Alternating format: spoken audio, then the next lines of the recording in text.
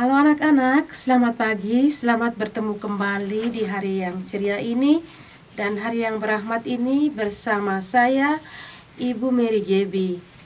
Dalam pelajaran kita Pendidikan Agama Katolik dan Budi Pekerti. Bagaimana kabar anak-anak? Sehat kan? Tentu kalian sangat merindukan untuk pembelajaran normal sebagaimana biasanya. Begitupun Ibu Guru. Untuk sementara kalian harus belajar di rumah. Kenapa kalian harus belajar di rumah?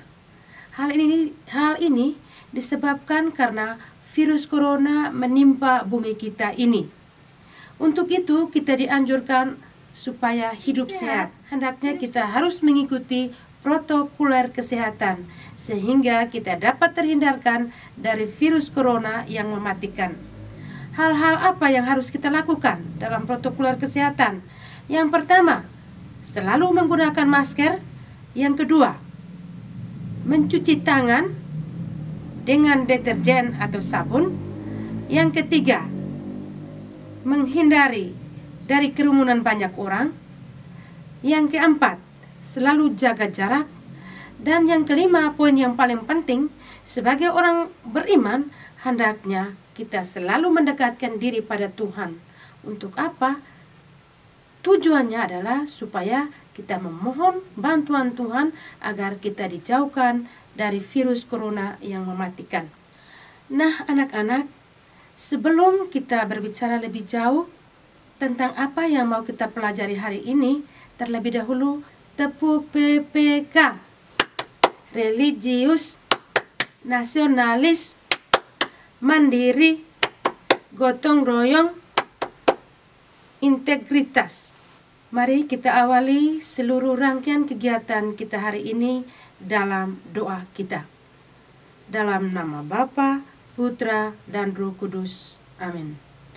Allah Bapa di surga, terima kasih Engkau telah menyertai dan menuntun kami untuk boleh belajar di hari ini. Kami mohon terangilah budi kami, semoga apa yang kami belajar pada hari ini dapat kami mengerti dan membuat kami semakin dekat dengan-Mu Tuhan. Allah yang kudus kami puji, kini dan sepanjang masa. Amin. Dalam nama Bapa, Putra, dan Roh Kudus. Amin. Baik anak-anak, ada yang masih ingat tentang pembelajaran kita kali lalu? Ibu sungguh yakin kalian adalah anak-anak pintar.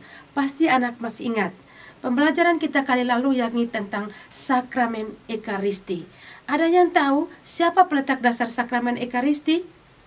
Nah, peletak dasar sakramen Ekaristi adalah Yesus sendiri. Kapan terjadinya itu? Nah, Yesus melakukan perjamuan malam terakhir bersama para murid. Dan saat itu sebagai peletak dasar bagi perayaan Ekaristi. Nah anak-anak, sekarang kita akan lanjutkan apa yang mau kita bahas hari ini, yakni dengan materi kita tentang sakramen tobat ini. Tujuan pembelajaran kita pada hari ini yakni pertama, pada akhir pembelajaran siswa mampu menjelaskan atau pengertian dari dosa. Yang kedua, siswa mampu menentukan sikapnya terhadap teman yang bersalah kepadanya. Yang ketiga, siswa mampu menjelaskan sikap Yesus yang mengampuni orang yang bersalah. Yang keempat, siswa mampu menjelaskan arti tobat. Materi pembelajaran kita hari ini yakni tentang sakramen tobat. Untuk melihat tentang sakramen tobat, nah, Ibu akan menayangkan sebuah video yakni tentang kisah Malin Kundang. Mari kita saksikan bersama. Malin Kundang, anak durhaka. Pada suatu hari, hiduplah seorang anak yang sangat berbakti terhadap ibunya. Dia bernama Malin Kundang. Malin memiliki cita-cita yang sangat kuat untuk berlayar seperti ayahnya.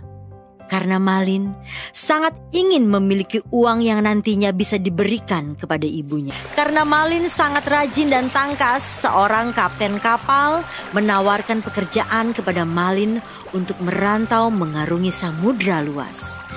Malin langsung berlari menuju pulang untuk memberitahu kabar gembira itu. Ibunya berpesan, "Hati-hatilah nak di tanah rantau." Malin pun menjawab, "Jangan khawatir Bu, sejak kepergian Malin merantau, ibunya selalu menunggu di pinggir pantai dan berlari menghampiri setiap kapal yang sandar di pelabuhan. Hingga suatu saat, setelah 10 tahun berlalu, ada sebuah kapal yang sangat besar berlabuh. Penduduk pesisir pantai berkata bahwa kapal itu adalah milik dari pemuda kaya raya yang sedang membagi-bagikan uang untuk orang miskin di kampung itu. Betapa terkejutnya! Ternyata itu adalah anak laki-lakinya, yaitu Malin Kundang. Ibunya sangat yakin karena Malin Kundang memiliki tanda lahir di tangannya. Ibu Malin segera memeluk Malin Kundang sambil menangis dan berkata, "Malin Kundang anakku, akhirnya engkau pulang nak." Tetapi di luar dugaan, istri Malin Kundang itu bertanya, "Siapakah ibu tua yang nampak miskin itu?" Bukankah Malin Kundang pernah berkata pada istrinya, dia hidup sebatang kara karena kedua orang tuanya sudah meninggal?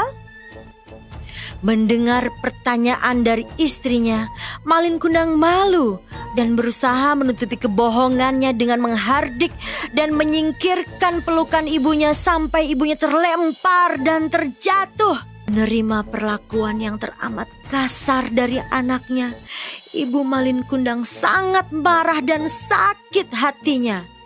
Dia pun meminta kepada Tuhan dan berdoa, "Seandainya dia adalah benar-benar Malin Kundang anakku, maka aku kutuk dia menjadi batu." Seketika langit bergemuruh, awan menjadi hitam dan turun hujan yang sangat deras. Datanglah badai yang menerjang kapal Malin Kundang. Saat itu tiba-tiba Malin merasa bersalah. Dia teringat akan perlakuannya terhadap ibunya. Tapi maaf sudah terlambat. Kapal itu tenggelam karena badai yang sangat hebat. Setelah kita menyaksikan video Malin Kundang, Ibu akan memberikan beberapa pertanyaan untuk mendalami kisah dari si Malin Kundang. Yang pertama, dari mana asal cerita Malin Kundang? Yang kedua, apa pekerjaan Malin Kundang saat Malin Kundang masih di kampung halamannya? Yang ketiga, mengapa Malin Kundang malu menemui ibunya? Yang berikut, apa yang terjadi dengan Malin Kundang setelah ia tidak lagi mengakui ibunya?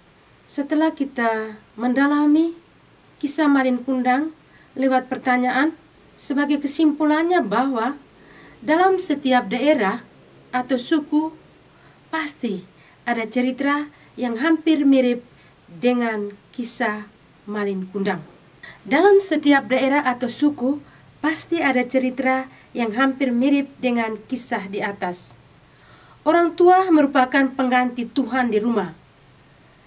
Kita harus menghormati orang tua bagaimanapun miskinnya atau jeleknya orang tua, tetapi merekalah yang melahirkan dan mengasuh kita. Atau berbuat tidak baik terhadap orang tua adalah dosa besar. Berbuat dosa berarti memutuskan hubungan kita dengan Tuhan, dengan sesama, dan lingkungan.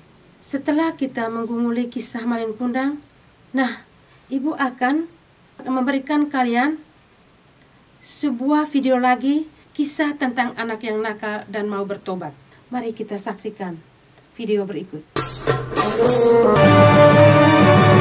Ini dia sasaran empuk. Coba rasakan telur ketapel Gino.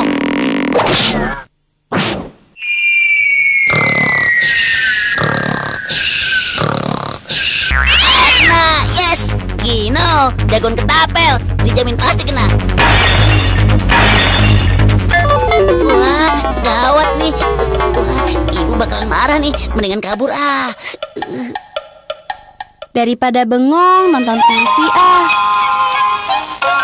Diam ya. Kena. Loh, antenanya kok bisa patah? Sini kamu, benerin antenaku. Jangan lari. Dasar nggak tanggung jawab. Tenang, udah aman sekarang. Nggak ada yang bisa ngalahin aku. Gino, jagoan ketapel. Mangga-mangga itu kelihatannya mateng-mateng. Wah, pasti asik nih. Manisnya. Awas, Aduh, apaan ini? rasain lo. Jaya banget sih ini orang. Awas, banget kamu. Es bikin segar. Permisi, Pak. Ya, ada apa ini rame-rame? Ada masalah apa anak-anak? Lihat Pak, layangan saya sobek di ketapel Gino. Antena TV saya juga rusak di ketapel Gino. Kepala saya sampai benjol begini juga gara-gara Gino. Gino sering mengganggu kami dengan ketapelnya. Bapak minta maaf karena Gino kalian jadi begini. Hei Gino, apa yang telah kamu lakukan selama ini? Siapa yang mengajari kamu nakal? Ayo jawab, kamu tahu akibat perbuatanmu itu banyak orang yang jadi sengsara. Mulai sekarang kamu dihukum tidak boleh keluar rumah lagi. Dan ketapel kamu ayah sita untuk dimusnahkan.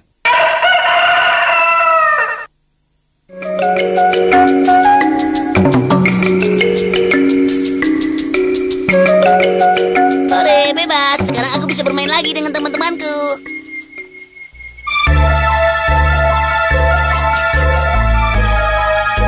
Beng, boleh tidak aku ikut main layangan? Tidak, kami nggak mau main sama anak nakal sepertimu.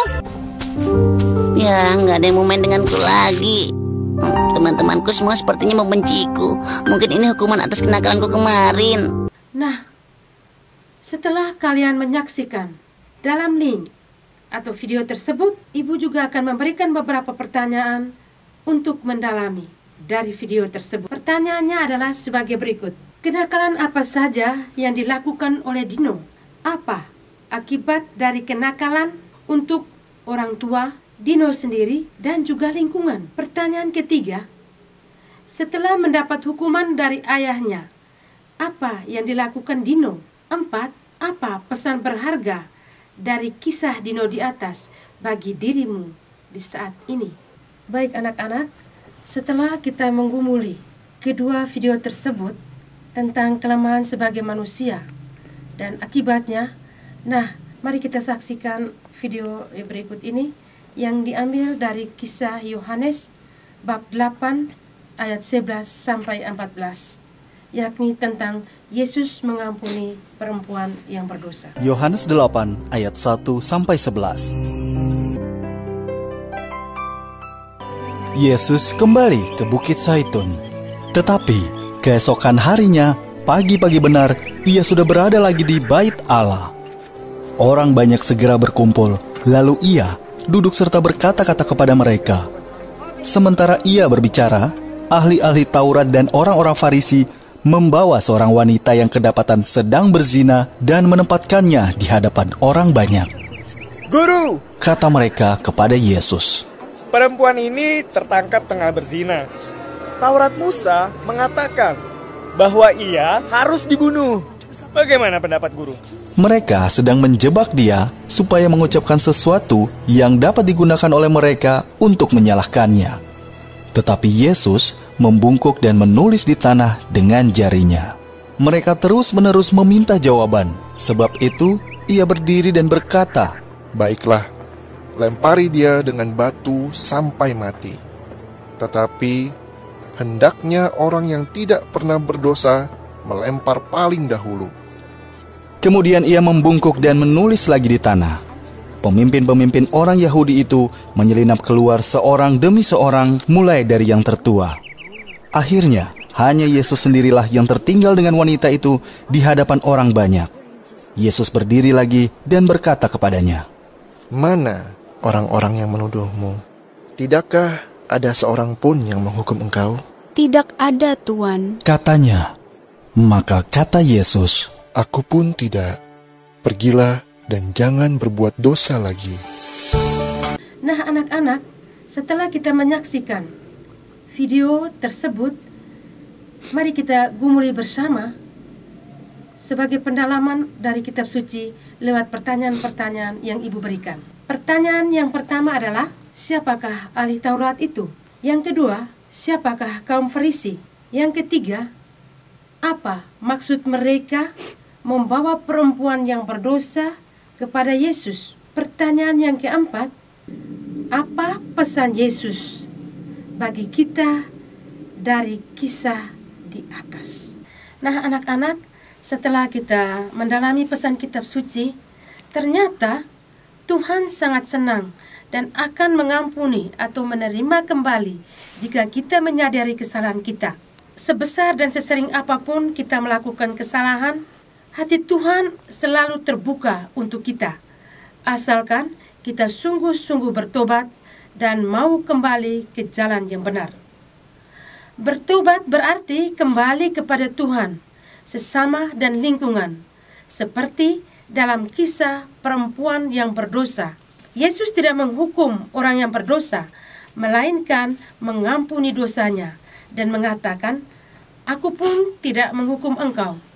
Pergilah dan jangan berbuat dosa lagi mulai dari sekarang."